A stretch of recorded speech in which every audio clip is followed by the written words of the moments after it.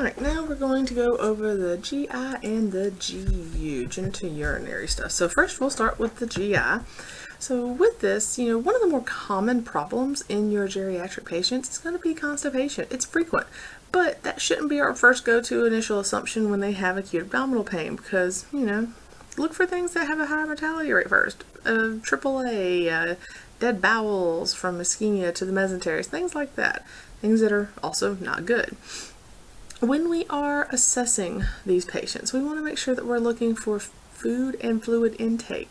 We want to get a good history of these abdominal complaints, the current bowel and bladder habits. We want to find out what medications they take, supplements. Some things may decrease peristalsis. Overall peristalsis may just decrease as a natural continuation of aging. These symptoms can be kind of vague. Something else to think about too. Abdominal pain could be a symptom of a cardiac condition as well, so don't rule that out either. Now, when we're talking about bowel obstructions, okay, you could have a large bowel or small bowel obstructions. So your large bowels are more likely to be from either some kind of cancer, tumor, something like that, impacted stool, or some kind of volvulus where it's gotten it twisted around. Your small bowel obstructions more likely to be secondary to gallstones. Okay, the gallstones increase with age, and if they've had issues or episodes of cholecystitis, then the gallbladder can actually kind of adhere to the small bowel, creating like a little fistula, a little gallstone ileus, if you will. All right, and then the stone can just drop into the bowel and cause an obstruction. So, this is like up to about 25% of the small bowel obstructions for your geriatric patients. And then, of course, for both of them could be adhesions from previous surgeries, from infection, some kind of hernia or something of that nature. Your GERD, gastroesophageal reflux disease. The big thing here, the same stuff as with your other adults, but the big thing is that the presence of heartburn or the perception of heartburn could be related to a more serious cardiac condition. So make sure that we are performing a 12 lead and really thoroughly evaluating and transporting our patients. Right. Biliary disease. So with this is some sort of issue that's leading to diseases of the liver, cirrhosis, hepatitis, maybe cholecystitis.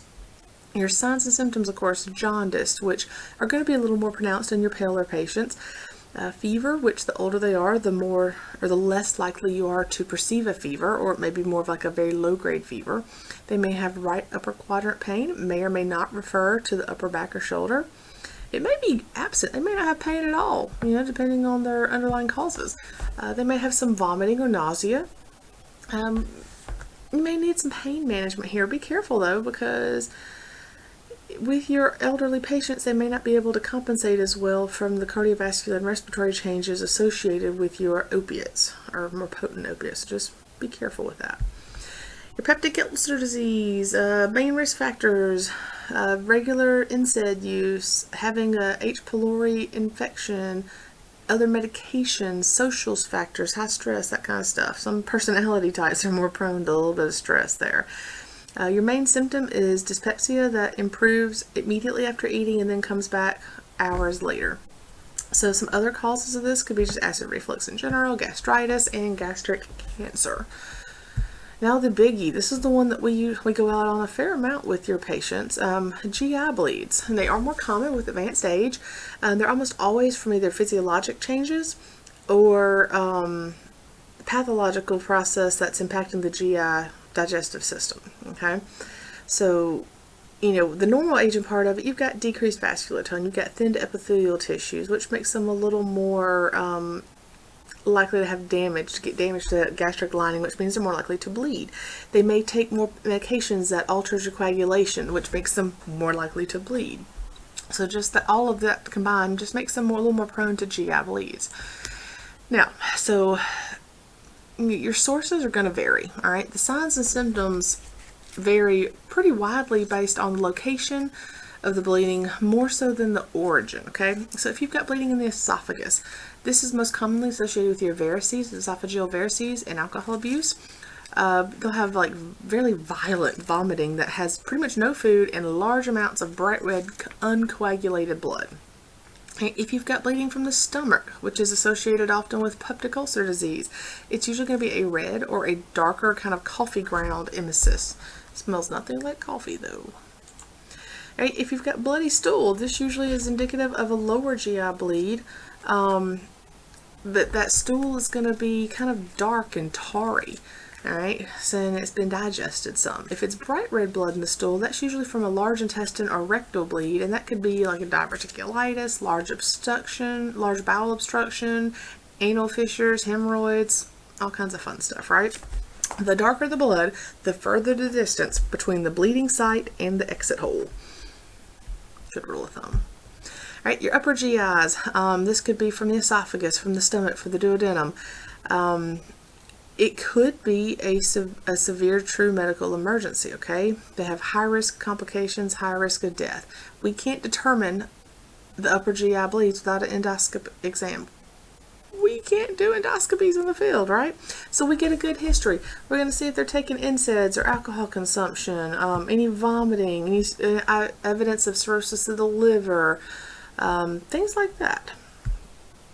For your lower GI, this is going to be from the colon and the rectum. We don't want to attribute the bleeding just to hemorrhoids.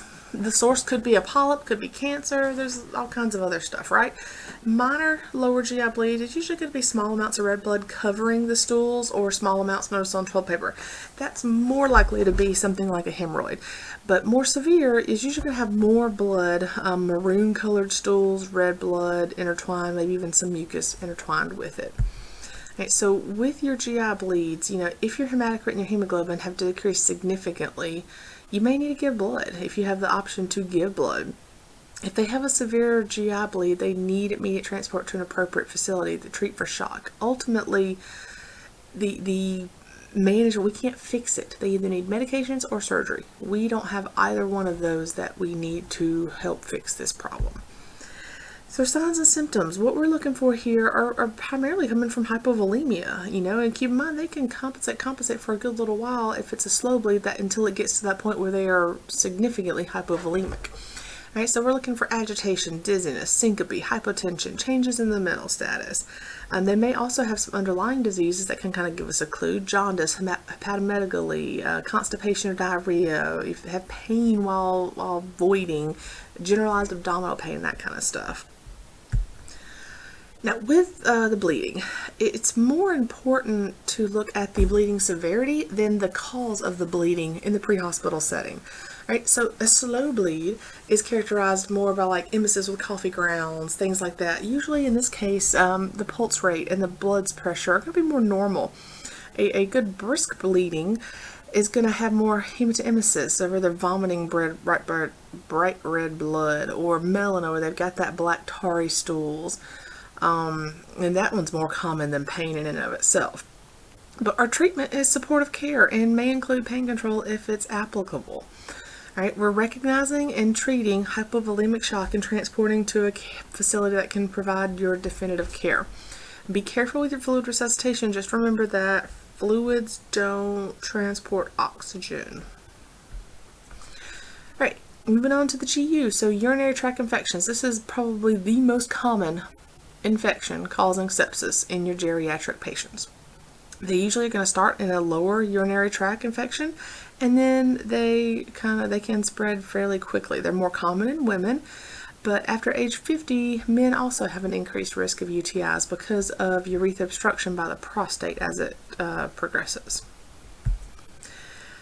Now, common risk factors: diabetes, having an inflammation of the prostate, cystocele, urethral, kidney obstructions, indwelling catheters. These are fairly common when they have a Foley catheter there.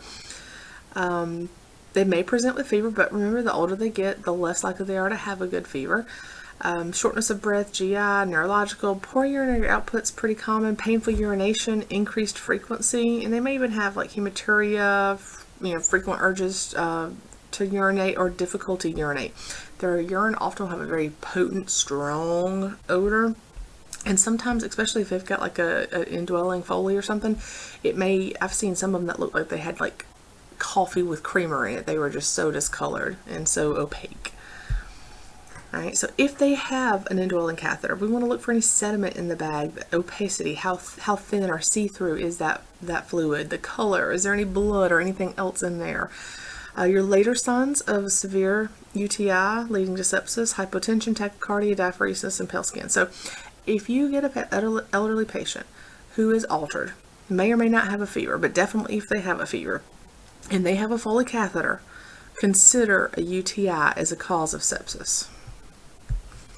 Okay, moving on to renal failure. So renal failure is just a sudden decrease in filtration rate for the glomerular filtration rate, which leads to toxin accumulation, right? All these things your kidneys aren't getting rid of that stays in the body, and that's not good. All right, so when this happens, your kidneys can't excrete waste, they can't concentrate urines, they can't control the electrolytes, the pH, or the blood pressure, and it just puts every system in your body out of whack. So your risk factors: having diabetes, having heart disease, pyelonephritis, which is an infection in the kidneys, which can be caused by untreated UTIs, hypertension, autoimmune disorders, having multiple medications, okay? So renal failure could be acute, could be chronic, but long-term renal failure will require hemodialysis or kidney transplant. And if they miss a hemodialysis treatment, then it can become an emergency because they go from, they just, everything builds up in their body. They have acute fluid accumulation. It causes pulmonary edema. It wreaks havoc on their body. All right, hypertension, headache, anxiety, increased urine if they're producing any urine. So what do? We get a 12 lead looking for any electrolyte changes. We're going to monitor the vital signs, but remember, if they have a fistula, we don't check the blood pressure on that side. All right. Transport to a facility, preferably with one that has hemodialysis. Only give fluids if absolutely 100% necessary, and then of course treat any dysrhythmias that may occur from these electrolyte abnormalities according to AHA guidelines. Incontinence is a problem, so it could be a bladder or bowel incontinence. When these things fail, maybe their sphincters are not working properly, maybe their cognitive functions aren't working properly. But it has an impact on the patient, both from a social and emotional standpoint, and lots of people are not going to want to admit a problem, and even fewer are going to seek help. The problem is that incontinence can lead to skin breakdown, it can lead to UTIs, it can lead to irritation and infections. As they age, capacity of the bladder decreases, the strength of that sphincter muscle that says, nope, we're not going yet, decreases. And as the pressure of that urinary sphincter triggers that recognition to urinate, if they can't hold it in, they may have some kind of involuntary contractions, and then whoop, there it goes, it's emptying. All right. It could be something like maybe they recognize they need to go, but they can't get up and physically make it to the bathroom fast enough. So several different kind of ways that this incontinence could present in and of itself. Two major types of incontinence: you've got stress incontinence and urge. So stress is where you've got activities, coughing, laughing, sneezing, lifting, exercise, that kind of stuff. Urge is where you've got like the hot or cold waters or running water sometimes get into that, oop, gotta go. So with this, be discreet, be non-judgmental, okay? There's a time and place. If possible, help them get any supplies that they need for transport. Help them change if they've got a diaper or something like that. Help them change, help them change clothes if they can. If you've got a long transport, try to reduce the time that they wear urine-soaked clothing, because number one, it's embarrassing, but number two, it can cause newer or worsening skin breakdown too. That's not good. All right, now on the opposite end of this, urinary retention. It's the exact opposite of incontinence, right? This is where they can't get rid of the urine. It's not coming out, it's staying in. They may have that difficulty voiding or absence of voiding altogether. Could be from a benign prostate enlargement, which is just benign hypertrophy, prostatic hypertrophy, or something like that. And basically what happens is the prostate enlarges, puts pressure on the urethra and makes it difficult to pee. So like with men, they may start and stop with the urination from this. Could be from a UTI, could be from a placement and removal of a catheter. They have like in and out caths, they've got Foley caths, different types of catheters. And then of course that loss of the bladder wall elasticity. So they may retain a little bit of urine, and that can lead to increased UTIs. So temporary retention can lead to pain, abdominal distension, acute or chronic renal failure in real bad cases. So all of these things, we can't fix it. We need to transport to an appropriate facility that can manage it.